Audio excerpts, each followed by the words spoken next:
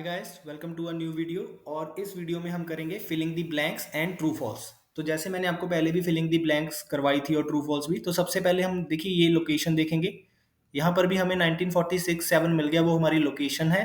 और हमें ढूंढना क्या है, जो हमारी ब्लैंक के पहले एक या दो वर्ड्स लगे होते हैं, सारा आंसर हमारा उस पर डिपेंड करता है। तो यहाँ पर लिखा हुआ है थ्रू, और थ्रू थ्रो की सेकेंड फॉर्म है थ्रो, थ्रू थ्रोन। इसका मतलब होता है फेंकना। तो देखिए जो भी मेरा आंसर होगा वो फेंक पैसेज में मुझे जब मिलेगा वहां पर वो मेंशन होना चाहिए कि इस चीज को फेंका गया या उस चीज को फेंका जा सकता है, हमारा ऐसा कोई आंसर होना चाहिए, जैसे कि स्टोन। तो ऐसा हमारा आंसर होना चाहिए, ठीक है।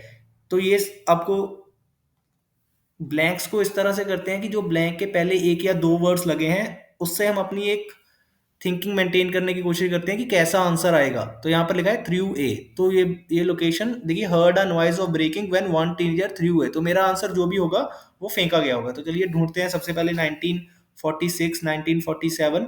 देखिए 1946 1947 तो फर्स्ट लाइन में मिल गया। तो अभी हमें क्या ढूंढना है कि क्या फेंका गया।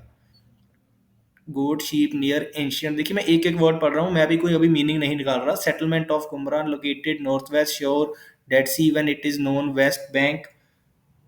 One of these young shepherd tossed a rock. देखिए a rock into an opening. One of these shepherds tossed a rock. तो यहाँ पर लिखा हुआ है कि one teenager, one shepherd, one teenager through a.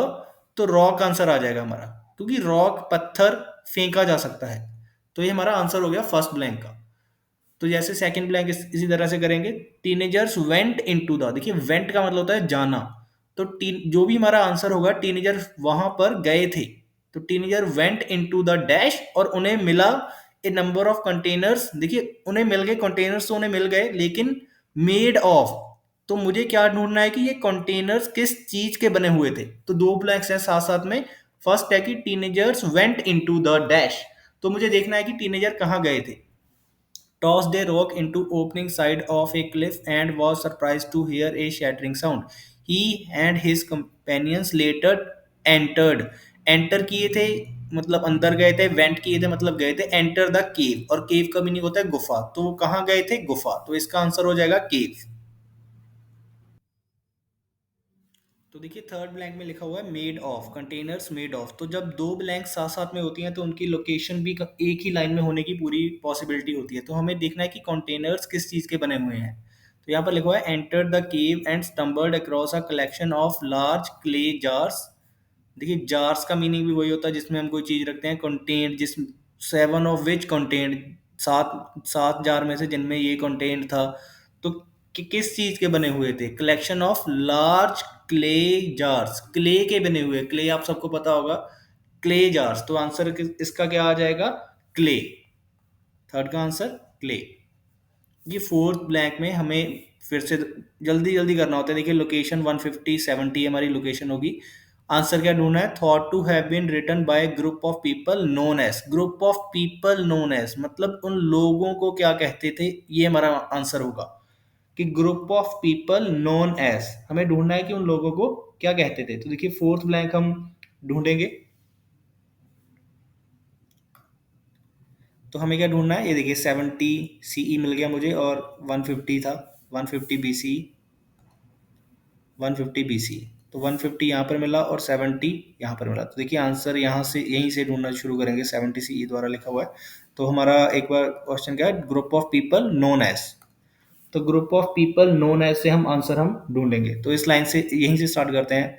देखिए रिटर्न में मेरा सारा फोकस जो है ग्रुप ऑफ पीपल, ऐसे कोई वर्ड्स मुझे मिले उस पर है, ठीक है। Theory, they are work of population that inhabited the area until Roman troop destroyed the area was known as. देखिए एक कई बच्चे ये आंसर लगा सकते हैं, लेकिन ये तो एरिया वाज नोन एज है। एरिया थोड़ी ढूंढना है मुझे, मुझे क्या ढूंढना है? Group of people known as. ठीक है, तो ये आंसर कैसे हो सकता है? ये तो एरिया का नाम है, तो ये आंसर नहीं है।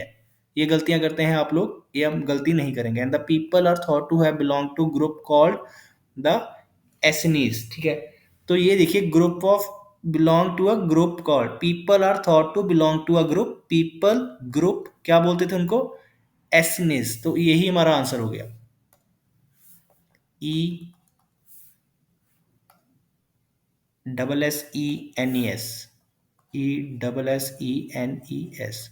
देखिए नेक्स्ट, रिटर्न मेनली इन। देखिए स्क्रॉल्स होते हैं जो जैसे मतलब जैसे राजा महाराजा लोग भेजते थे चिट्ठी पर लेकर, उन्हें स्क्रोल्स बोलते हैं। तो return mainly in the dash language. Simple answer है कि मुझे ढूंढनी है कि लैंग्वेज कौन सी है, कि किस लैंग्वेज में रिटर्न थे। तो नेक्स्ट यहाँ पर हमने छोड़ा, वहीं से ढूंढना शुरू करेंगे। The majority of the text on the Dead Sea scrolls are in. Majority of the text किस में है? देखिए एच भी कैपिटल है। पूरी लाइन के बीच में किसी वर्ड का फर्स्ट लेटर कैपिटल हो, उसका मीनिंग होता है कि ये किसी चीज का नाम है। तो ये लैंग्वेज का नाम है, हेब्रू। तो ये हमारा आंसर हो गया। उसके बाद ट्रू फॉल्स। ट्रू फॉल्स मैं आपको पहले करवा चुका हूँ। मैंने आपको बताया था कि एक या दो वर्ड्स हमें ढूंढ के उनका कनेक्शन बनाना होता है। तो चलिए करते हैं। The Bedouin teenagers who found the scrolls were disappointed by how little money they received for them. Disappointed थे लेकिन किस बात से? कि कितनी कम मनी उन्हें मिली है। तो देखिए डिसअपॉइंटेड थे वो लोग, लेकिन किस बात से? कि कितनी कम मनी उन्हें मिली है। अगर इसी बात से डिसअपॉइंटेड हुए तो आंसर ट्रू, अगर किसी और बात से डिसअपॉइंटेड हुए आंसर फॉल्स, और अगर पता ना चला कि किस बात से डिसअपॉइंटेड है तो आंसर नॉट गिवन। चाहे हमें पता चल जाए कि वो डिसअपॉइंटेड हैं, अगर डिसअपॉइंटेड पता भी चल जाए और हमें ये ना पता चला कि वो किस बात से डिसअपॉइंटेड है, तो आंसर क्या आएगा इसका? False, sorry not given. और देखिए नेक्स्ट भी हम देख लेंगे, ताकि अगर लोकेशन हमारी मिस ना हो, अगर फर्स्ट का आंसर हमारा नॉट गिवन हो रहा हो। तो there is agreement among academics about the origin of. देखिए वो बोल रहा है कि एग्रीमेंट है एकेडमिक्स में कि ओरिजिन कहाँ हुआ था। ओरिजिन होता है कोई चीज शुरू कहाँ से होती है। वर्ड नोट कर लीजिए जिनको नहीं पता है। ओरिजिन हो या ओरिजिनेट भी करके लग जाता है ये वर्ड, ठीक है। ओरिजिनेटेड फ्रॉम, तो ओरिजिनेट का मतलब होता है कहाँ से स्टार्ट हुआ था। तो स्टार्ट इसका मीनिंग है। तो start of the dead scrolls. तो चलिए ढूंढना शुरू करेंगे। अब हमने ब्लैंक्स ही पहले कर लिए, तो हमें देखिए फिर से ऊपर से ढूंढना पड़ेगा कि टीनेजर्स, क्योंकि टीनेजर मैंने पढ़ा था कि हमारा फर्स्ट पैसेज में था टीनेजर्स। तो देखिए यहाँ पर था वन ऑफ दो shepherd toss the rock and he and his companions entered a cave, stumbled across a collection of large crates, seven of which contained scrolls with writing on them. The teenager took the seven scrolls to a nearby town where they were sold for a some small sum to local antiques dealer. तो देखिए small सम के लिए उन्होंने उसको बेच दिया था, ठीक है। और उसके बाद word of the find spread, word of the find spread, the Bedouins and archaeologists eventually unearthed tens of thousands of additional। देखिए इसमें डिसअपॉइंटेड की बात नहीं आई। उन्होंने छोटे सम के लिए तो बेच दिया, लेकिन वो उससे खुश थे या ना खुश थे हमें नहीं पता चला। तो देखिए मैंने आपको दो ही यहाँ पर बताए थे कि डिसअपॉइंटेड तो मिल जाएगा शायद, लेकिन किस बात के लिए मिलेगा। लेकिन हमें तो डिसअपॉइंटेड ही नहीं मिला, हमें मिल गया कि उन्होंने लिटिल मनी के लिए तो दिया है, लिटिल मनी के लिए उन्होंने सेल कर दिया, लेकिन वो उससे खुश थे, हैप्पी थे, तो आंसर फॉल्स होता। डिसअपॉइंटेड होते तो आंसर ट्रू होता। और अगर इन दोनों में से हमें नहीं पता लगा तो आंसर नॉट गिवन। तो देखिए इसके दो पहले से ही बना लिए थे, या एक बना लिया था, दूसरा हमने बाद में देखा है। तो इसका आंसर क्या हो जाएगा? नॉट गिवन, क्योंकि हमें नहीं पता चला कि बच्चे डिसअपॉइंटेड थे या नहीं थे, टीनेजर्स। तो आंसर क्या इसका आ जाएगा? Not given. Next there is agreement. अगर तो एग्रीमेंट हुआ आंसर ट्रू, अगर डिसएग्रीमेंट हुआ तो आंसर फॉल्स, ठीक है। इसको इरेज कर देते हैं। अगर एग्रीमेंट हुआ आंसर ट्रू, अगर डिसएग्रीमेंट हुआ आंसर फॉल्स, और अगर मुझे ना पता चला कि एग्रीमेंट है या नहीं है किस चीज के बारे में, ओरिजिन के बारे में, तो आंसर क्या हो जाएगा इसका? Not given. तो चलिए ढूंढते हैं इसको भी, सेवंथ को।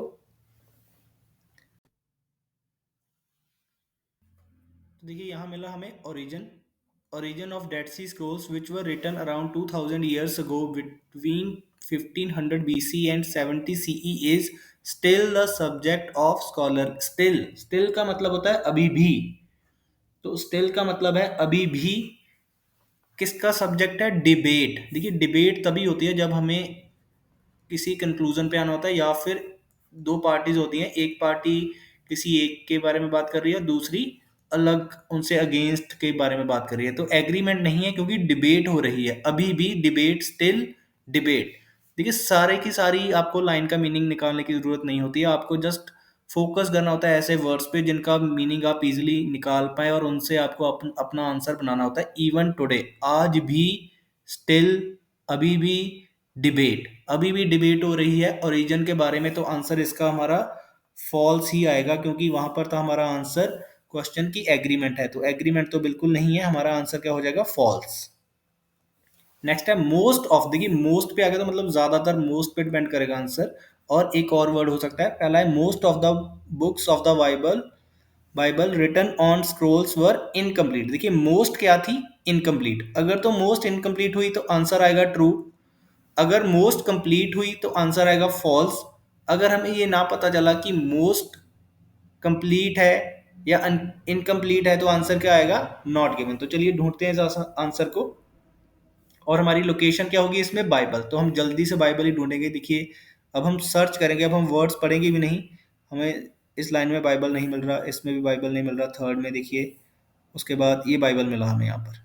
ठीक है, यहाँ पर हमें पहली बार बाइबल मिला है और इसके आगे ही हम पढ़ने की कोशिश करेंगे अगर हमें आंसर मिल पा रहा है तो देखिए यहाँ पर लिखा है in addition several text feature translation of Hebrew. देखिए यहाँ पर तो ट्रांसलेशन की बात है, तो इसमें तो कोई कंप्लीट इनकम्प्लीट की बात नहीं है। Next, the Dead Sea scrolls. अब यहाँ से हमें पढ़ना स्टार्ट करना पड़ेगा यहीं से, क्योंकि यहाँ पर बाइबल मिला था। The Dead Sea scrolls include fragments from every book of the Old Testament of Bible except for the book of Esther, the only entire book of the Hebrew Bible preserved among the manuscripts from Qumran is Siha। Okay, देखिए यहाँ पर लिखा हुआ है Dead Sea scrolls include fragments from every book of the Old Testament. देखिए यहाँ पर लिखा हुआ कि हमारे, देखिए स्टेटमेंट में क्या था कि Dead Sea scroll most of the books of the Bible written on the scrolls are incomplete, कि इनकम्प्लीट है most of the books.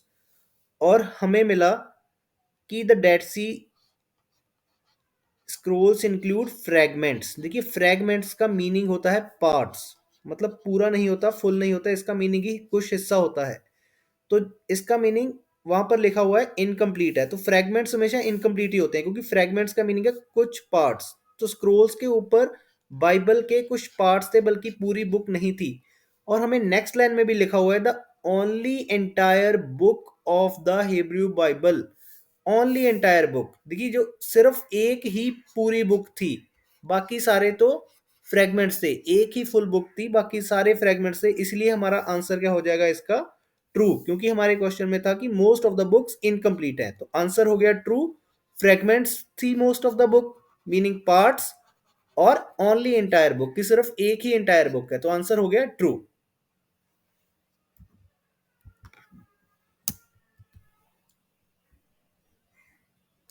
The information on the copper scroll, the information on the copper scroll is written in an unusual way। तो हमें क्या ढूंढना है कि जो copper scroll के ऊपर इंफॉर्मेशन है वो अनयूजुअल वे में लिखी हुई है, तो आंसर ट्रू। अगर नॉर्मली लिखी गई, अनयूजुअल होता है देखिए यूजुअल से हटके, यूजुअल होता है जो मतलब नॉर्मल होता है, अनयूजुअल मतलब एबनॉर्मल। अगर नॉर्मल हुई तो फॉल्स, अनयूजुअल हुई तो ट्रू। अगर नहीं पता लगा कि इंफॉर्मेशन कैसी लिखी गई है तो आंसर हमारा क्या आएगा, नॉट गिवन। तो कॉपर स्क्रोल ढूंढेंगे अब हम। देखिए नेक्स्ट ढूंढने की स्टार्ट करते हैं, इसके बाद हम सीधा कॉपर स्क्रॉल ढूंढेंगे। देखिए स्कैन करेंगे जल्दी से जल्दी, यहाँ पर कॉपर स्क्रॉल नहीं है, फर्स्ट लाइन में कॉपर स्क्रॉल नहीं है, सेकंड लाइन में कॉपर स्क्रॉल नहीं है। देखिए यहाँ पर मुझे मिल गया known as the copper scroll.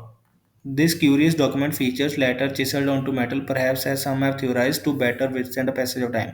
देखिए यहीं से पढ़ना स्टार्ट करना पड़ेगा, स्टार्टिंग से जो ये लाइन हमारी, scroll is mostly in black occasionally red ink. देखिए राइटिंग ऑन द डेस्क की स्क्रॉल कैसी होती थी, ओकेजनली रेड, मोस्टली ब्लैक होती थी। And the scrolls themselves are nearly all made of either parchment, animal skin और an early form of paper called papyrus. The only exception, मेरी अगर आपने फर्स्ट या सेकंड वीडियो देखी है, मैंने आपको वहां पर एक्सेप्शन बताया था। एक्सेप्शन का मीनिंग होता है, देखिए वोकैब आप जितनी सीखेंगे आपके काम आएगी हमेशा। एक्सेप्शन का मीनिंग होता है कि रूल से हटके। देखिए यहाँ पर रूल है कि मोस्टली ब्लैक में थी, कुछ रेड में थी, और या तो एनिमल स्किन के ऊपर होती थी या फिर पेपर कॉल्ड पेपरस। लेकिन इनसे हटकर एक और थी, द सिर्फ, ओनली का मतलब है सिर्फ एक एक्सेप्शन क्या थी, स्क्रोल नंबर, उसका नंबर दिया हुआ है, which was created out of combination of copper and tin, जिसमें कहाँ से बनी हुई है, कॉपर और टिन के, known as the copper scroll. This curious document features letter chiseled onto metal, perhaps as some authors to better withstand the passage of time. तो देखिए ये सिर्फ एक ही एक्सेप्शन थी, बाकी सारी की सारी तो या तो पेपर पर थी या फिर एनिमल स्किन के ऊपर थी। और ये वाली देखिए यहाँ पर लिखा हुआ है कि letter chiselled onto metal. चिसल्ड होता है जैसे हमने हथौड़े से या किसी चीज से बनाए गए हैं। तो देखिए बाकी सारी इंक से लिखी हुई थी, लेकिन इसमें अनयूजुअल वे से थी, इसमें मेटल के ऊपर चिसल्ड कर दिया। जैसे हम कोई मेटल के ऊपर कोई चीज को परमानेंट लगा देते हैं। देखिए इंक तो कभी भी मतलब गायब हो सकती है, लेकिन मेटल के ऊपर जो चीज एक बार लग गई तो वो कम ही मतलब फेड होती है। तो इसीलिए ये अनयूजुअल वे में था, इंक से नहीं हुआ है बल्कि चिसल्ड किया गया है, मतलब हथौड़े से या किसी टूल से उसको कॉपर के ऊपर चिसल्ड कर दिया गया। तो इसीलिए इसका आंसर हमारा क्या होगा? ट्रू, क्योंकि ये अनयूजुअल वे में थी, ये नॉर्मली इंक से नहीं लिखी गई थी, ये हमारी चिसल्ड की गई थी मेटल के ऊपर। तो आंसर क्या आ जाएगा? ट्रू, अनयूजुअल वे हो गया ये। नेक्स्ट है Mar Samuel was given some of scrolls as a gift. देखिए मार सैमुअल को गिफ्ट मिले थे सम ऑफ द स्क्रोल्स। अगर तो उनको गिफ्ट मिले हुए तो आंसर इसका हो जाएगा ट्रू। अगर समझिए उनको गिफ्ट नहीं किए गए हों, उन्होंने चोरी की हो या उनको मतलब उन्होंने बैटल में लड़के जीते हों या ऐसा कुछ, तो आंसर क्या हो जाएगा? फॉल्स। और अगर नहीं पता चला कि उनको स्क्रोल्स कैसे मिले तो आंसर हमारा क्या हो जाएगा इसका? Not given. तो चलिए उससे आगे ढूंढते हैं, और ढूंढना क्या है? मार सैमुअल को सर्च करेंगे जल्दी से जल्दी। ठीक है, देखिए यहाँ पर थे हम, इसके यहाँ पर बस मार सैमुअल ढूंढेंगे। देखिए कहीं पर भी मार सैमुअल नहीं मिल रहा, मार सैमुअल नहीं मिल रहा यहाँ इस लाइन में भी।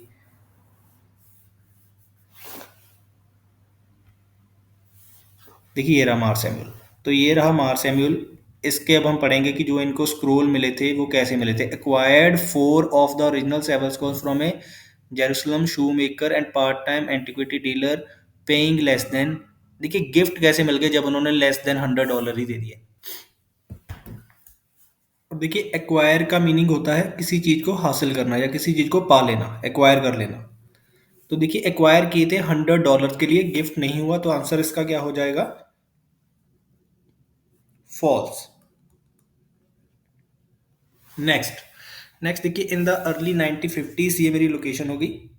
Number of educational establishments in the US were keen, keen होता है interested, to buy scrolls from Mar Samuel. देखिए नंबर ऑफ एजुकेशनल क्या थे? कीन थे। क्या करने के लिए? अगर तो कीन हुए बाय करने के लिए, इंटरेस्टेड हुए बाय करने के लिए, तो answer true.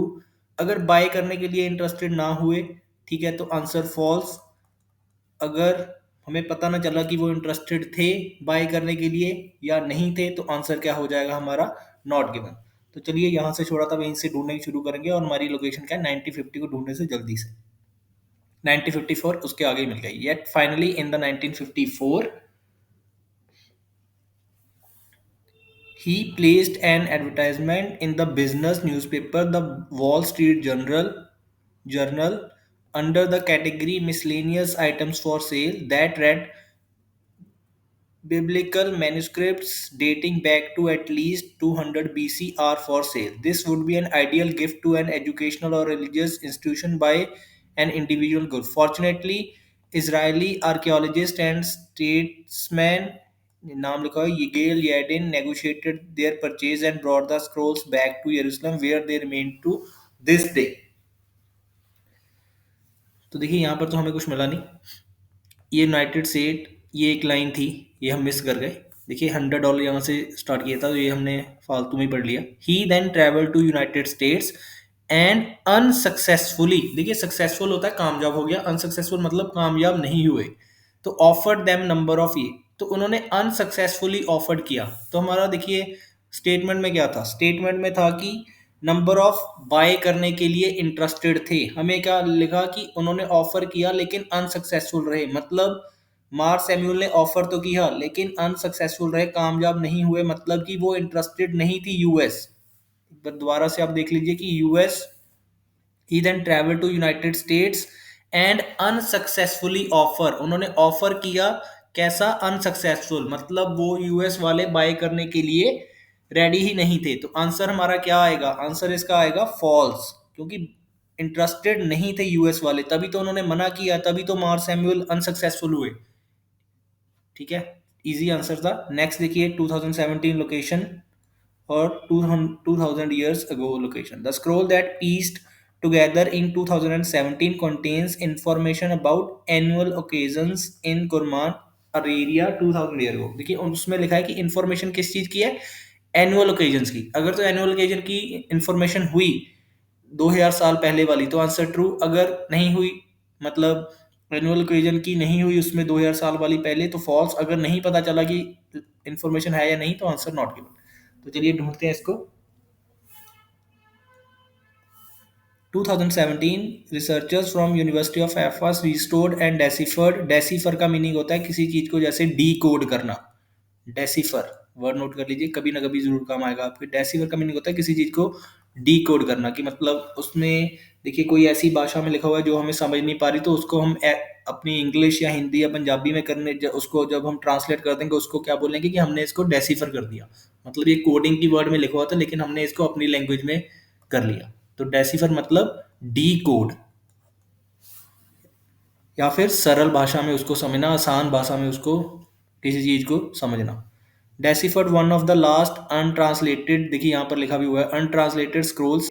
The find provides, देखिए फाइंड प्रोवाइड्स, फाइंड का मतलब होता है कि जो हमें मिला उसने हमें क्या दिया, इनसाइट। इनसाइट का मीनिंग होता है डीप और एक्यूरेट नॉलेज, या किसी चीज की अंडरस्टैंडिंग डीप और एक्यूरेट मतलब कि सही जानकारी किसी चीज के बारे में, अंदरूनी सही जानकारी। तो इसे आप नोट कर लीजिएगा। Insight into the community of people who wrote it and 364 day calendar they would have use. देखिए 364 दिन का कैलेंडर ये उन्होंने यूज कर लिया। और आगे लिखा हुआ है the scroll name celebrations that indicate shifts in season. मतलब स्क्रोल में देखिए 364 डेज का कैलेंडर भी था और सेलिब्रेशंस भी थी, तो मतलब क्या क्या वो सेलिब्रेट करते हैं। तो हमारा जो स्टेटमेंट थी उसमें लिखा हुआ था scroll that was piece together in 2017 contains information about annual occasions. देखिए सेलिब्रेशंस की इंफॉर्मेशन थी और दूसरी साइड हमें लिखा हुआ है कि स्टेटमेंट में एनुअल ओकेजन्स की, तो सेम ही है। वहां पर 364 डे भी था, तो 364 डे मतलब एनुअल, सेलिब्रेशन मतलब ओकेजन्स। तो इसका आंसर क्या हो जाएगा हमारा, ट्रू। तो देखिए 13 लिखा हुआ है कि academics at the university of Haifa are currently researching how to decipher the final scroll. तो जहां हमने लास्ट किया था वहीं से स्टार्ट करेंगे। देखिए उसके बाद एक ही लाइन है तो इसमें तो ऐसा कुछ भी नहीं है, तो इसका आंसर सीधा सीधा नॉट गिवन।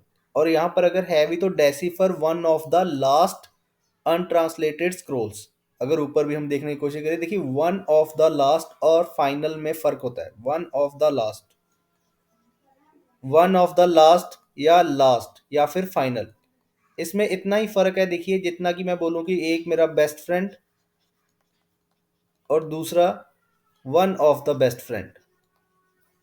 अगर मेरे 5-7 दोस्त हैं और उनमें से मैं बोलूं कि ये एक मेरा उनमें से बढ़िया वाला दोस्त है तो वो हो जाएगा one of the best friend. देखिए 5-7 में से एक, मुझे नहीं पता लगा कि सबसे बेस्ट कौन है, सबसे क्लोज कौन है। और बेस्ट बेस्ट फ्रेंड का मीनिंग होता है सबसे बेस्ट, सिर्फ एक ही होता है। तो सिमिलरली फाइनल एक ही होगा। वन ऑफ द लास्ट वो 5-7 में से कोई एक हो सकता है, फर्स्ट भी हो सकता है या लास्ट भी हो सकता है, इसलिए इसका आंसर नॉट गिवन। वैसे भी हमने यहाँ पर अपना खत्म किया था लास्ट क्वेश्चन, इसके बाद हमें नहीं मिला तो आंसर क्या हो जाएगा, नॉट गिवन।